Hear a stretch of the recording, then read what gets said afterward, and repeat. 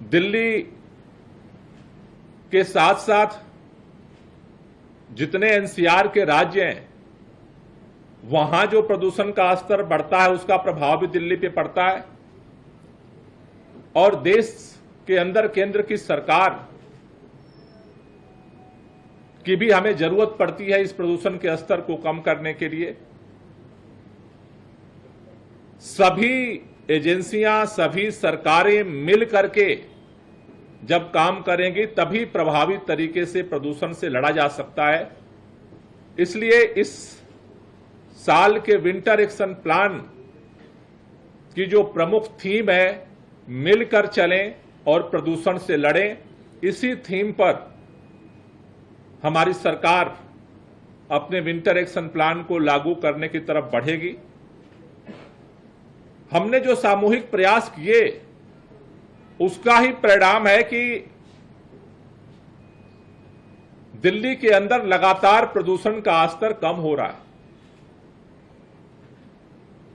दिल्ली में 2016 में जो प्रदूषित दिन थे, जो खराब दिन थे, उनकी संख्या 243 थी, 243, जो 2023 में घट करके 159, 159 रह गई है।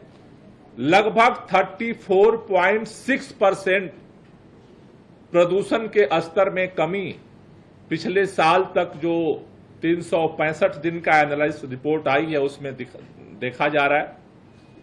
ये जो प्रदूषण का स्तर कम हो रहा है, इसमें सरकारों के प्रयास के साथ साथ जनता की जो सहभागिता है और जन जागरूकता है, उसका एक अहम रोल है।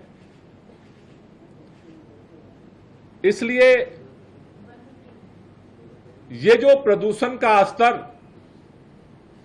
गिर रहा है, जनता के सहयोग के साथ साथ सरकारों की तरफ से जो प्रयास किए गए, उसमें 10 ऐतिहासिक कार्य सरकार ने किए, जो निर्णय लिए, दीर्घकालिक योजनाएं बनाई। क्योंकि कई लोग पूछते हैं कि आप विंटर एक्शन प्लान तो सर्दियों के लिए लाते हैं, आपकी सरकार की दीर्घकालिक योजना क्या है? सरकार की निरंतर कार्य प्रणाली की वजह से, निर्णयों की वजह से, कामों की वजह से ही हम ये 34% से ज्यादा प्रदूषण का स्तर कम करने में सफल हुए हैं।